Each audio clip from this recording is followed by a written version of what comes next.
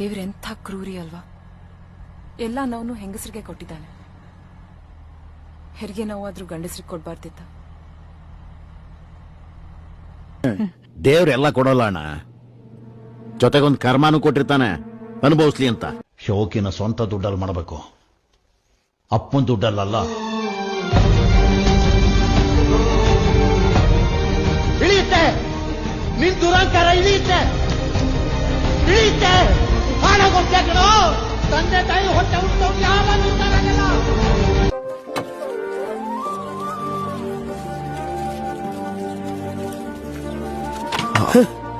ಸ್ವಲ್ಪನೂ ನಾಚಿಕೆ ಇಲ್ದಂಗೆ ತಿಂತಿಯಲ್ಲೋ.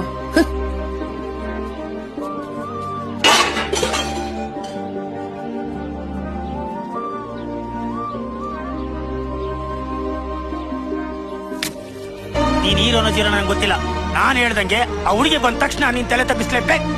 ಹೀರೋ ಅಲ್ವಾ ಸರ್, ಅದಕ್ಕೆ ಹಿಂದೆ ಮುಂದೆ ಯೋಚನೆ ಮಾಡ್ತಿದ್ದಾರೆ. ಓಹೋ, ಏನಮ್ಮ ಅವ್ನ ಹೀರೋ ಆದ್ರೆ ನೀನ್ ಹೀರೋನ್ ಆಗ್ತೀಯಾ? ನಾನಾ ಜೂನಿಯರ್ ಆರ್ಟಿಸ್ಟ್ ಜೊತೆ? No ways. ಫಸ್ಟ್ ನೀನ್ ಸರಿ ಇದೆಯಾ ಅಂತ ನೋಡ್ಕೋ.